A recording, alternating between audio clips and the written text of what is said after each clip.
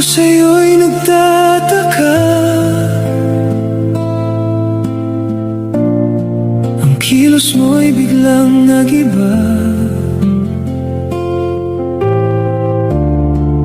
Lagi kong napapansin,